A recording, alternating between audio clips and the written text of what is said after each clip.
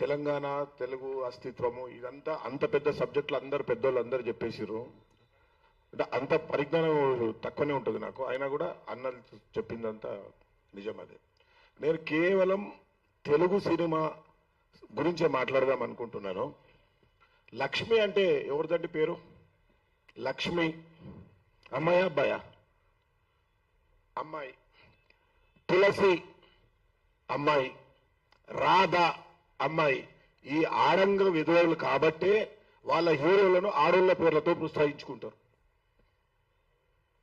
నేను చెప్తున్న 3 సినిమాలు కూడా నిన్న వచ్చిన పుష్ప అంటే అమ్మాయి పేరు. వీళ్ళ మనస్తత్వమే ఆడంగి మనస్తత్వం. అందుకోసమే వాళ్ళ హీరోలకు ఆడవాళ్ళతో పెట్టుకుంటారు. నాది సుదీర్ఘమైన 24 ఏళ్ల ప్రస్తావం. నేను మ్యూజిక్ డైరెక్టర్ చక్రి, నేను ఇద్దరం ఒకటే రోజు పెట్టబట్టుకొని ఈ మధురానగర్, కృష్ణనగర్లో తిరిగినాం. ఆ ట్రావెలింగ్ లో చాలా తిరిగినాం, చాలా చేసినాం. నేను ఆడంగి మీద అంటున్నది కేవలం ఆడోళ్ళ పేర్లతో సినిమాలు హీరోలు అనుకునే మేధావి దద్దమ్మ మేధావులారా. నెక్స్ట్ ఇక పవన్ కళ్యాణ్ గారి గురించి వద్దాం. వాడు చేసిన ప్రతి సినిమాలో ఒక ఆడంగేషన్ ఉంటుంది. ఓ చీర కట్టుకొని డాన్స్ స్టెప్పులు వేస్తాడు. యూ టేక్ ఎనీ మూవీ, ఖుషి తీసుకోండి, తాగుకుంటూ ఆడంగేసుకొని ఆవు అంటాడు. ప్రతి సినిమాలో, తమ్ముడు సినిమాలో ఆవిసి లక్కీయా బోవిసి లక్కీయా అనుకుంటేదో. అంటే వాళ్ళ బాడీలో నిజమైన కటువైన మొగోడు ఉండడు. కటువైన మొగోడు ఉండడు కాబట్టి ఆ గుణాలన్నీ అట్లే ఉంటాయి.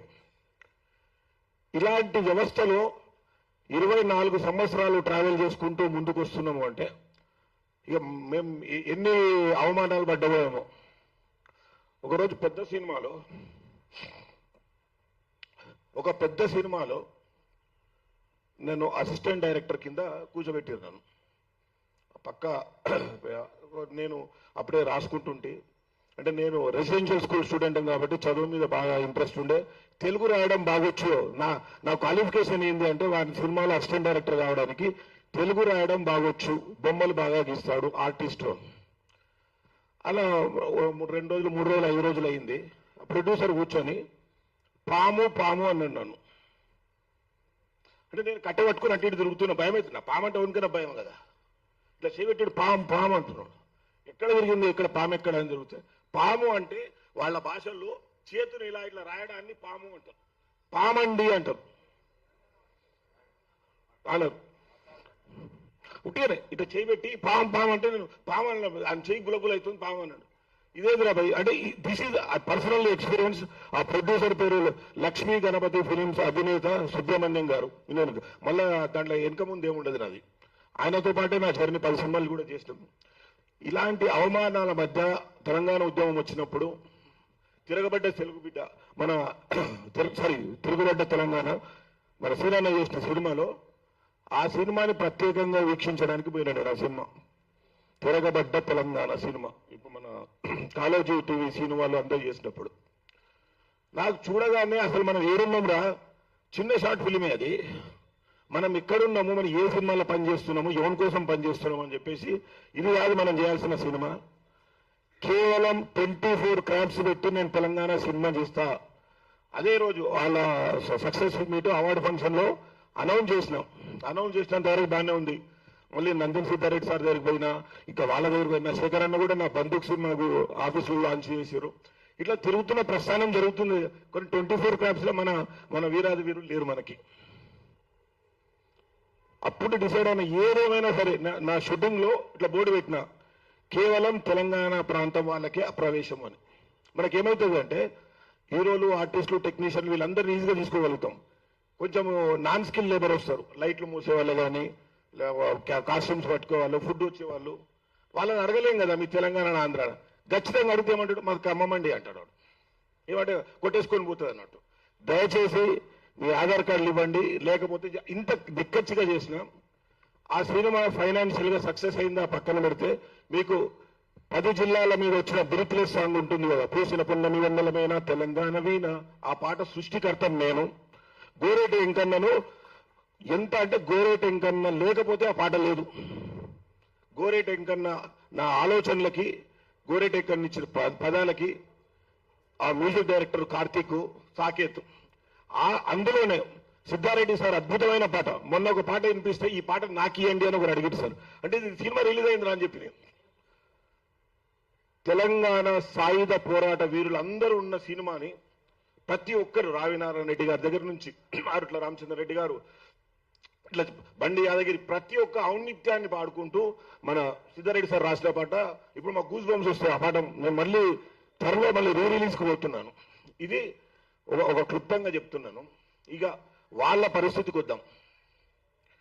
పెద్ది అని నిన్న మధ్య వచ్చిన సినిమా, నేను దానికన్నా మాట్లాడకుండా ముందే చాట్ జీపీటీ మొత్తం సెర్చ్ చేసిన, మన గూగుల్ అంతా చేసిన, పెద్ది అనే పదమే లేదు. పెద్ద మాండలికంలో పెద్ది అనొచ్చు. దేవుడు మావయ్య అంటారు, మావయ్య పదమేడు ఆయన మామయ్య, MAMAIYH వాటి మావయ్య అంటారు. సో నీ మాండలికంలో నువ్వు మాట్లాడుకుంటేనేమో నువ్వు ఓకే, నా మాండలికంలో నేను మాట్లాడుకుంటూ వచ్చిన బాధ ఏంటి నీకు? నీ మాండలికంలో మావయ్య అయినప్పుడు నా మాండలికంలో ఇరుపుగాయితం అవుతుంది, బలగం అవుతుంది, పుస్తమెట్టెలు అవుతాయి, భాషింగాలు అవుతాయి, రేపు 100 సినిమాలు వస్తాయి. ఇక్కడ గమనించాల్సింది ఏంటంటే, వాడు చెప్పిన విషయాన్ని ఇంకా రైట్ అయితే మన తప్పండి. ఇంకొక గమ్మత్తైన విషయం జరిగింది ఏంటిదంటే, ఈ ఇరుపుగాయితం దగ్గర ఒక సినిమా టైటిల్ రిలీజ్ కావడానికి ఒక చిన్న ఫంక్షన్ చేస్తారు. ప్రజల్లో చేరడానికి మినిమం ఇప్పుడున్న పరిస్థితుల్లో ₹1,00,00,000 ఖర్చు పెడితే కానీ అంత లెవెల్ పబ్లిసిటీ కాదు. ఈ సినిమాకి ₹10,00,00,000 పబ్లిసిటీ అయింది. ఈరోజు అందరం కూర్చున్న రీజన్లో ఒక భాగం కూడా ఇడుపుగాయితమే అనుకుంటున్నాను నేను.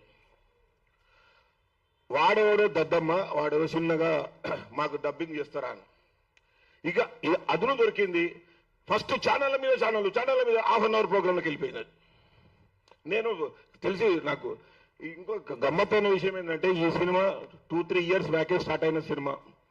మన వినయ్ భాస్కర్ అన్న వాళ్ళ తమ్ముడు విజయ్ భాస్కర్ అన్న తరుణ్ భాస్కర్కి చెప్పిస్తే, తరుణ్ భాస్కర్ గారు హీరోగా వేరే ప్రొడక్షన్ కంపెనీలతో స్టార్ట్ అయింది సినిమా. అనివార్య కారణాలు ఆగిపోయింది. కానీ చక్కెర అవుతుంటుంది, చక్కెర కొడుతుంటే అరే ఒక కథ మంచిగా ఉన్నది తక్కువ పట్టేసారు మన వాళ్ళు. ఇది స్టార్ట్ అయింది, అంతా మంచిగానే ఉన్నది. ఆ ప్రాంగణంలో, రిలీజ్ ప్రాంగణంలో జరిగింది ఏంటంటే, ఒక అమ్మాయి, మీరందరూ తెలంగాణ వాళ్ళే ఉన్నారు, నేను ఒక్కనే ఆంధ్ర అమ్మాయిని, నాకు ఎట్లుంటున్నారు అందుకనే దాంట్లోకి వెళ్ళి చూసి, ఇది తెలంగాణ సినిమా ఏం కాదు మొత్తం సినిమా అంటాడు. ఆంధ్రలో మన హీరో అంటాడు ఇది గ్లోబల్ సినిమా అంటాడు. ప్రొడ్యూసర్ అంటాడు ఈ తెలుగు అమ్మాయి అంటాడు ఆమెని, ఎవరు మన హీరోయిన్ని నాగదుర్గమ్మని. మీరు మా వాళ్ళని కూడా మీరు తెలుగు ఎందుకు డిసైడ్ చేస్తున్నారు?